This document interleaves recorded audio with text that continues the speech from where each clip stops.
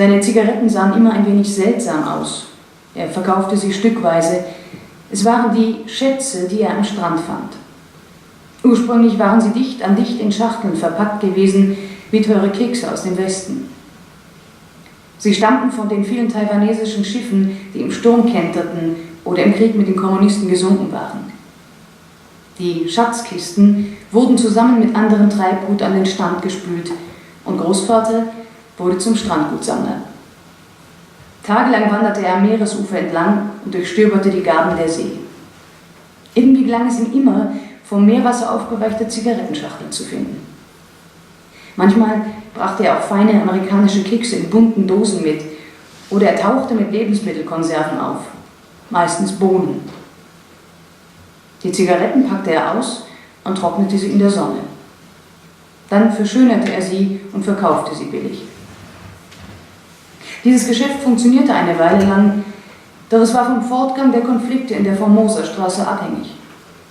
Schiffsuntergänge waren im ostchinesischen Meer schließlich nicht an der Tagesordnung und manchmal trieb die Strömung die Ausbeute der Wracks auch weiter nach Süden.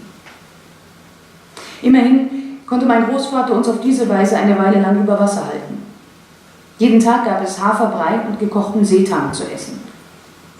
Unsere Nachbarn, die Familien der Fischer, die auf den Schiffen des Kollektivs arbeiteten, schenkten uns hin und wieder ein bisschen Reis oder ein paar Nudeln. Doch wir wussten alle, dass die Strandsammlertage meines Großvaters nicht von Dauer sein würden.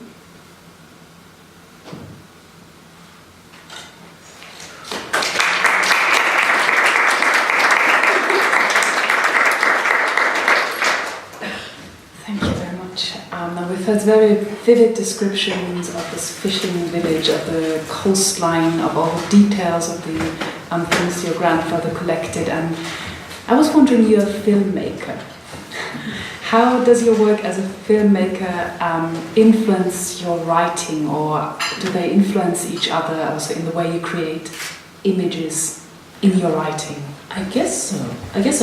Because all my life I studied the film in a film school in China and in Britain. So I really learned how to write from film screening, which means I would have a huge problem with actual text, but then maybe I would have less problem with imagery or the cutting of the scenes or montage style. But I do find myself spending more time on the actual work.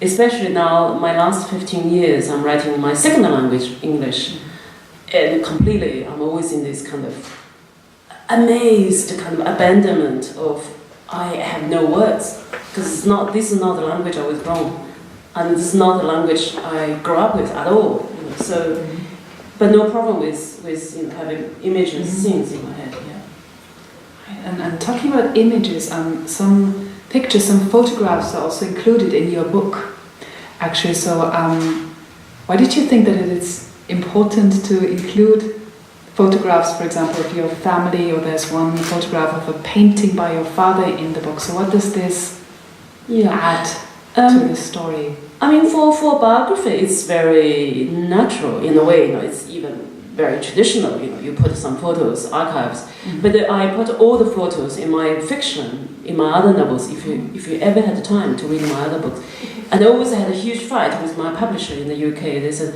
"But you're writing fiction. Why do you have all the photos?" And I was like, "Who said it's illegal to put photos?"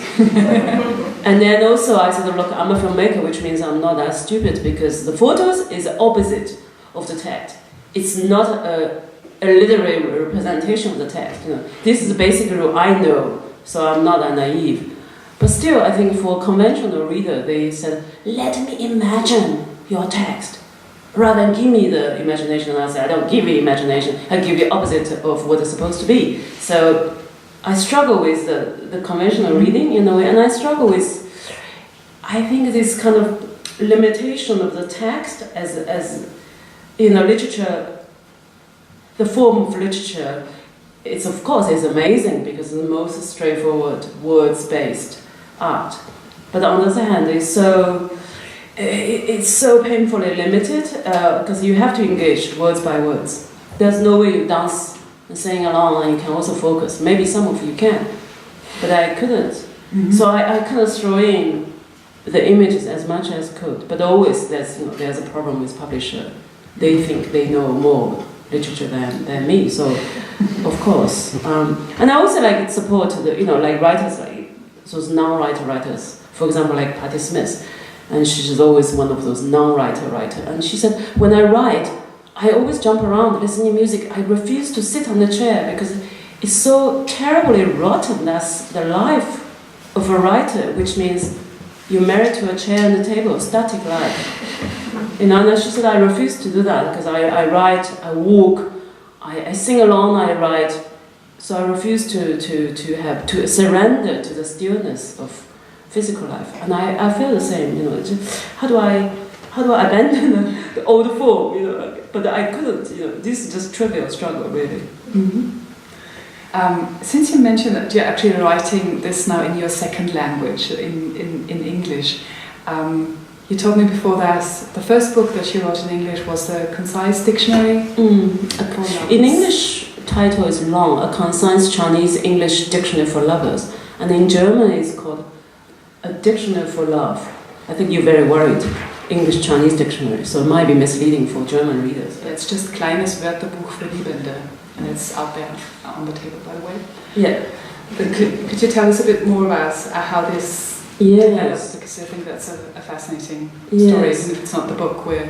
I think normally the readers know that book, but doesn't know my other book, because that novel is so simple, you can read in one night. It doesn't mean cheap, okay? You still read a very book in one night, but not translation book. But that was very important book for me because I came to Britain when I was nearly 30 years old, and I had published 8 books in Chinese, and they are like art critics, film essays. So I suffered suddenly this in Britain, in London, this bleakness of no identity and no language. Basically, I thought I came to London, I wanted to become some sort of artist, but I didn't have any English skills, so I didn't have any words, and I didn't want to go to English school because I was already too old. And also this stupidity as a Chinese intellectual writer, it's like I was already a writer. I was a young, angry intellectual.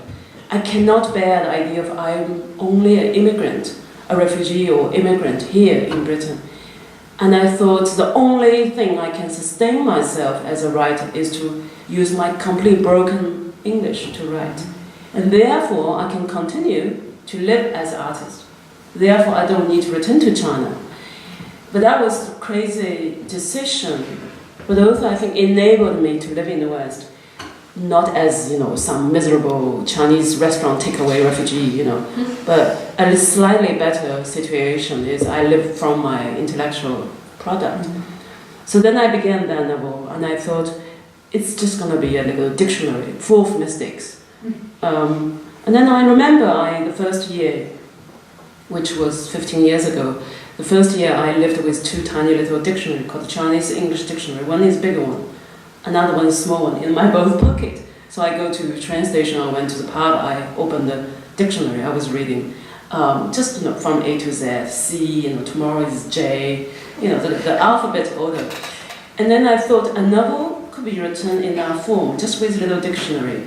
But I don't have to write about our words.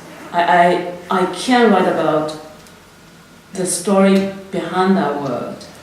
And so I was recording every day's vocabulary. I learned, very basic thing. For example, say optimism or pessimism.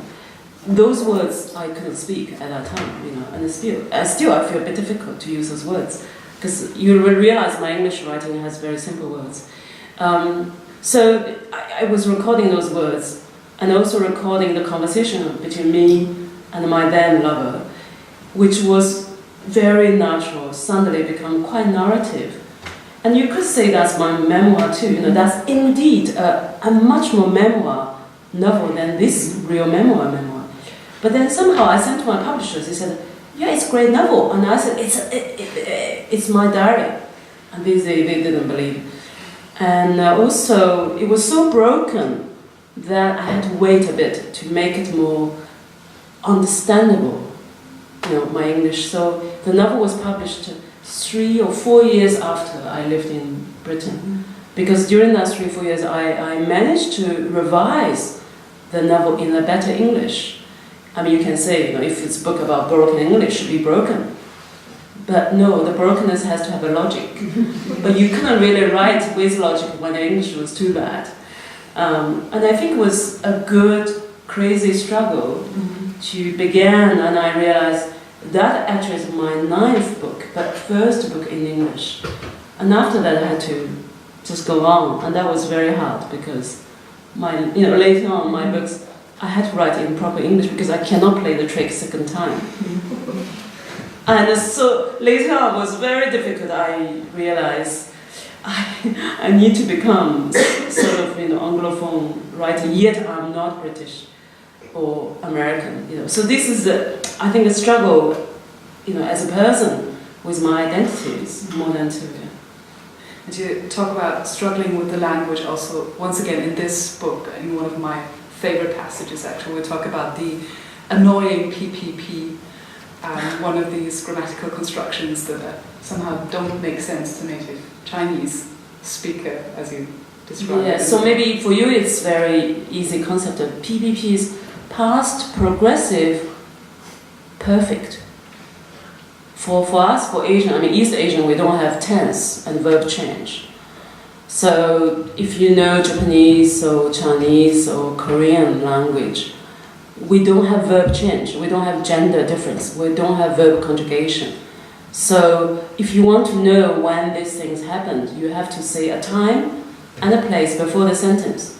So we normally say, I eat noodle, yes. And then everyone's, in the West, will say, when? You did? You eat? You will eat? When? What do you mean, when? And the Chinese will look at you and say, what, are you not very clever? I think just the language is so ambiguous, the Chinese language, and we don't have, and then if you're really confused, we say, come on, last night. And then they say, okay, why don't you say last night, But so language is very different. And this very, I think in this book I wrote one line, I said, it took me 15 years to use past tense. So almost I always, all my other novels, if I wrote in English, outside you can have a look, they're mostly in present tense. And it's not that I'm being clever or postmodernist, because I didn't realize that's tense. And I remember this one review from New York Times, like, she's such a natural postmodernist. And I was so proud, I always use that, I'm so glad. But it does took an East Asian writer 15 years, or more than 10 years, to use past tense. And if you use PPP, past progressive perfect, what is that? It means, well, I have done something. What? You have done? You didn't? Did you? And it's crazy for us to think. And why don't you just say simple thing? Something like that. So, but people told me in German, it's much more complicated. Maybe that should become